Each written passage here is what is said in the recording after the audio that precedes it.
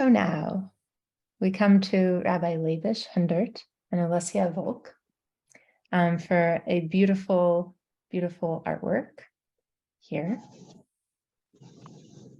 And I am not sure if either of them are here. I don't think so.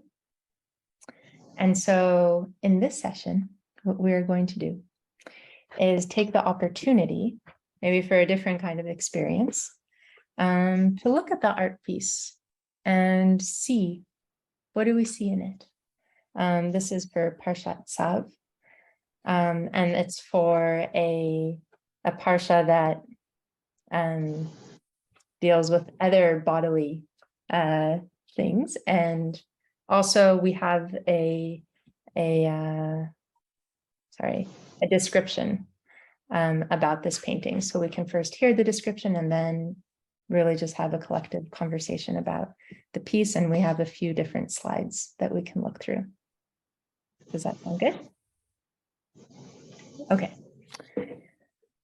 So there are different pieces, and Olesya Volk writes this: "My paintings come out as attempts to translate from the fantastic hieroglyphs that I see in the patterns of nature, mostly in the tree bark. In other words, they are a sort of snapshots from the process of reading the book of nature by the mind. These snapshots exist somewhere in between the imaginary or the imagery and the language. I think that trees are folios and libraries that can be read, perhaps as well as anything around if we attune to it. The mind projects meaning onto the shapes and lines, but they are being reflected back, startling and puzzling. There is always a sensation of a mirror dialogue, of having been read by the book of nature itself. In my study of Parshat Tzav, I discovered a revelation about the different invisible levels of connection between humans and the animal world. The levels where, quote, to identify with one's sacrificed animal, extend beyond metaphor and speak to the subtle levels of awareness that fill the existence." I'm going to read that again. The levels where to identify with one's sacrificed animal extend beyond metaphor and speak to the subtle levels of awareness that fill the existence.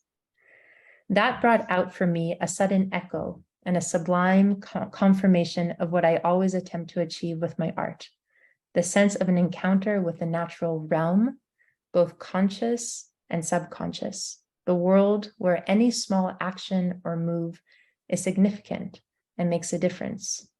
In this regard, we are held accountable and asked to uphold a moral ethic. Finally, this work helped me contemplate the role of the inner fire in the human heart, which is seen as comparable to the eternal fire on the altar in the temple.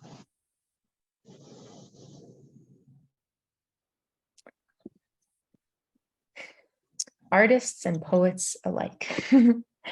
To see the world is through an artist's eyes is to see it poetically.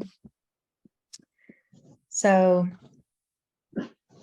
I'll just take a look at the different pieces here to let you all absorb it and take it in. So that's the first one. Sorry, I think this one is called the temple tree. I think this one is called the tree of the altar, but she may correct my description. What is the media? The media is oil painting, oil and egg tempera on wood. Thank you.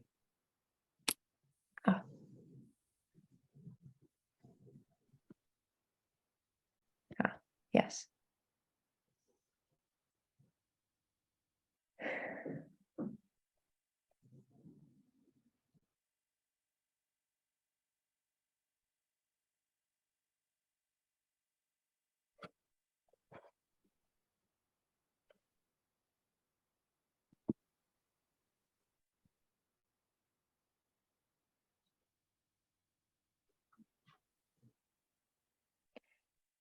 So just based off of that description, what do people see here? What are the colors? What are the shapes?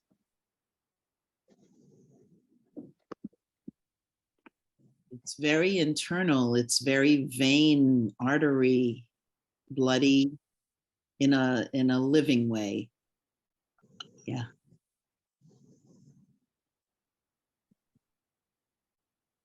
There are animals inside as well, if you can view it at 200%. Mm-hmm.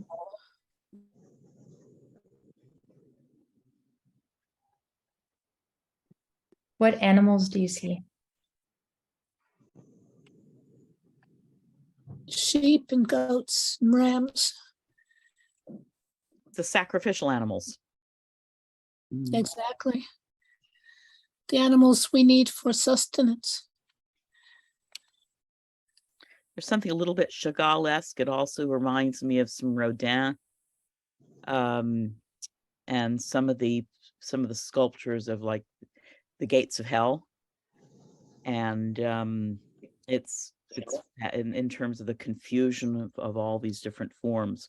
It's really interesting. And then the way the living images, the animals and people's faces are hidden is something that you see a lot in medieval Persian manuscript painting, which I've always loved and I play with a little bit. These are striking. There's a man sacrificing a goat also. I do love the way the people and the animals look. They have similar expressions. The animals are quite human.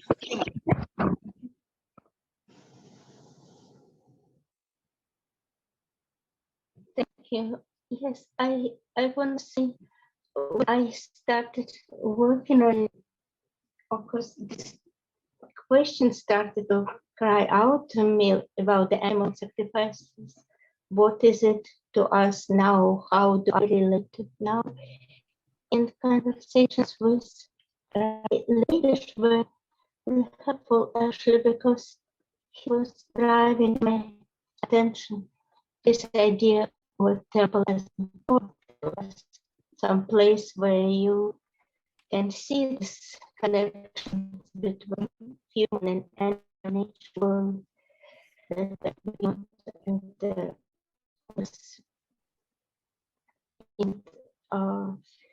I remember asking him, what doesn't feel taking Olga, this? can you come closer so we can hear you? We Yeah. want to hear.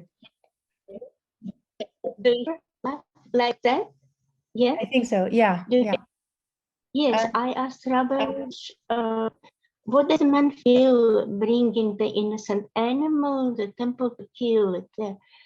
And he said that innocent, that innocence is the unknown part inside the man that he wants to discover, something like that. And I really like that answer. So I tried to make the painting about it in my own style.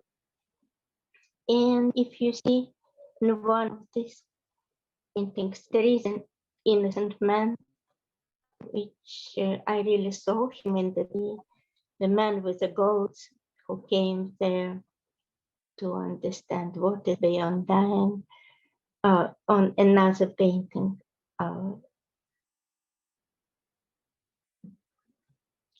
so I want to say what in general about my way of painting, how I do it. Usually I read something on the subject and I think about it. Then I go look at the trees. I try not to think about anything, just to see what the trees show and try to copy these images.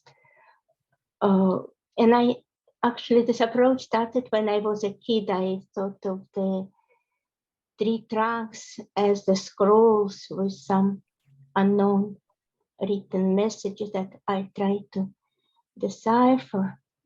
And then when I found out about the Kabbalah a little bit later and about the creation of the universe out of the language, I was like, wasn't I seeking for something like that? And when I started painting later in my life, that became my style, just reading the nature patterns, reading them as text with some Kabbalistic undertones.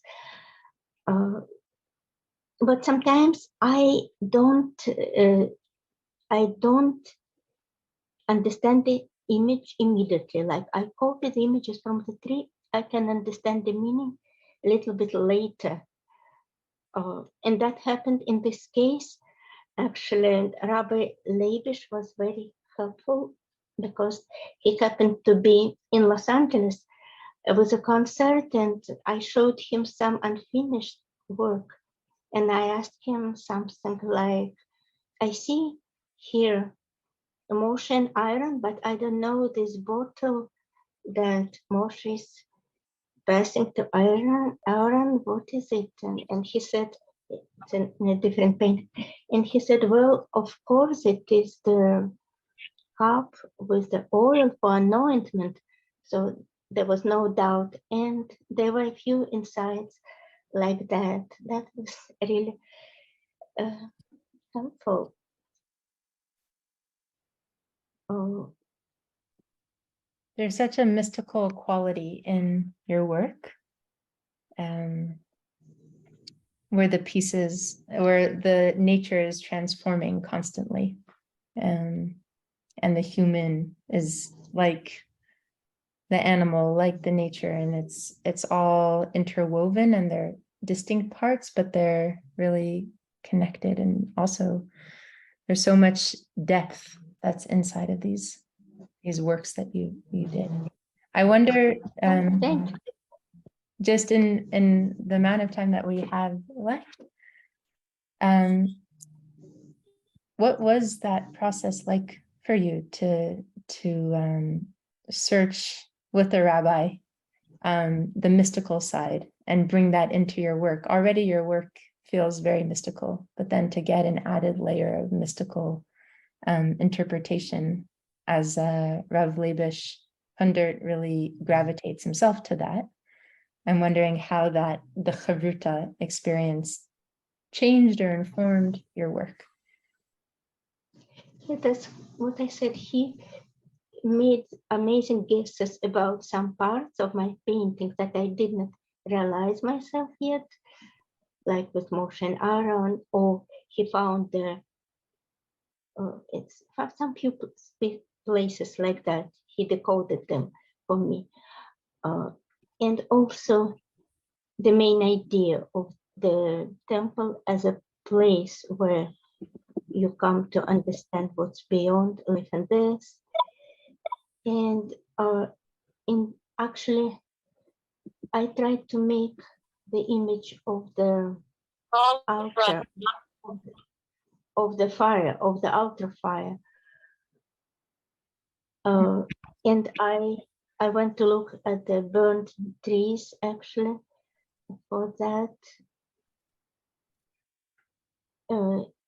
And that's why you see a lot of reddish color.